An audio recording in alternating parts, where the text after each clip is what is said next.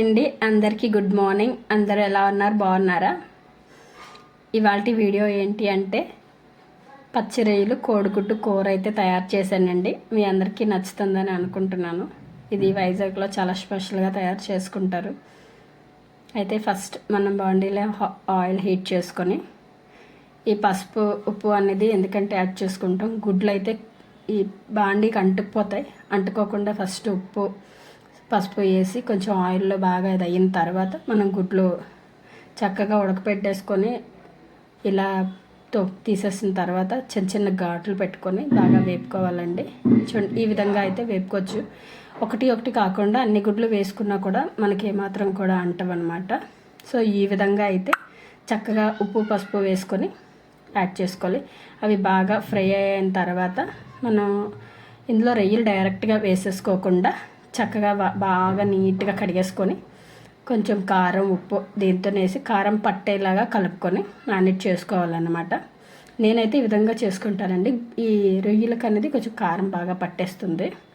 ఈ విధంగా కలుపుకొని వీటిని కూడా మనం ఆయిల్లో ఫ్రై చేసుకోవాలి. సింపుల్గా బాగుంటుందండి. ఇలాగైతే నాకైతే నచ్చింది. మీకంటూ నచ్చుతుందేమో, మీరు ఒకసారి ట్రై చేయండి. క్లీన్ చేసేసుకున్న రొయ్యల్ని ఈ విధంగా తయారు చేసుకొని ఫ్రై చేసుకొని బాండీలో అయితే ఇది కూడా ఫ్రై చేసుకోవాలండి. చూసారా చక్కగా కనిపిస్తున్నాయా? గుడ్లు తీసేసుకున్న బాండీలోనే ఈ రొయ్యలు కూడా బాగా ఫ్రై చేసుకోవాలి. ఎవరైనా ఫస్ట్ టైం నా వీడియో చూస్తున్నట్టయితే నచ్చితే లైక్ చేయండి, షేర్ చేయండి. కంటెంట్ బాగుంది అంటే కామెంట్ అయితే చేయండి. ఏదో చిన్న చిన్న వీడియోస్ అలా ట్రై చేస్తున్నాను. మీ అందరికీ నచ్చుతాయని నేను అనుకుంటున్నాను. అన్నీ హోమ్ మేడేనండి. ఎక్కువగా మసాలాలు అలాంటివి ఏమీ కలర్లు అవన్నీ యాడ్ చేయకుండా ఇంట్లో ఉన్న వాటితో మాత్రమే నేను తయారు చేసి అయితే వీడియోస్ చేస్తున్నాను. ఇలాగా గుడ్లు పచ్చి రొయ్యలు వేగిన తర్వాత మనం అన్నీ పక్కన పెట్టేసుకొని ఆనియన్స్ కూడా వేరేగా ఒక బాండీలో అయితే ఫ్రై చేసుకున్నానండి. ఇందులో కాకుండా చూసారా ఇలా ఫ్రై చేసుకోవాలండి. బాగా డీప్గా ఫ్రై చేసుకోవాల్సిన అవసరం లేదు. ఆ కారం ఉప్పు అనేది రొయ్యలకైతే పట్టేలా అయితే మనం మ్యారినేట్ చేసుకోవాలి. ఇలా ఉల్లిపాయలు పచ్చిమిరపకాయలు వేగిన తర్వాత టమాటా ముక్కల్ని కూడా ఎవరి ఇష్టం వచ్చిన సైజులో వాళ్ళు కట్ చేసుకోవచ్చు. నేనైతే ఈ విధంగా కట్ చేసుకున్నాను.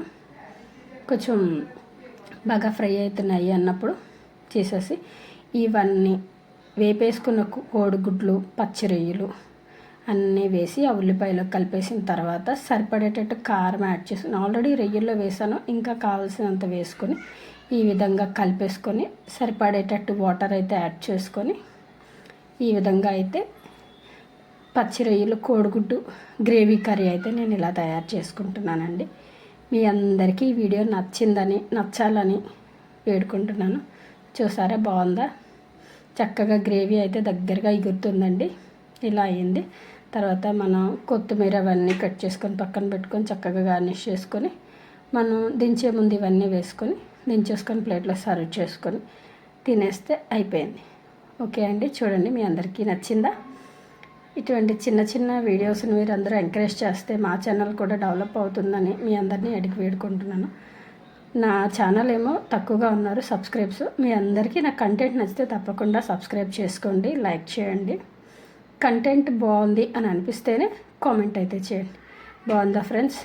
పచ్చి రొయ్యల కోడిగుడ్డు కూర మీ అందరికీ నచ్చిందని అనుకుంటున్నాను. ఓకే ఫ్రెండ్స్, మళ్ళీ నెక్స్ట్ వీడియోలో కలుద్దాం. బాయ్.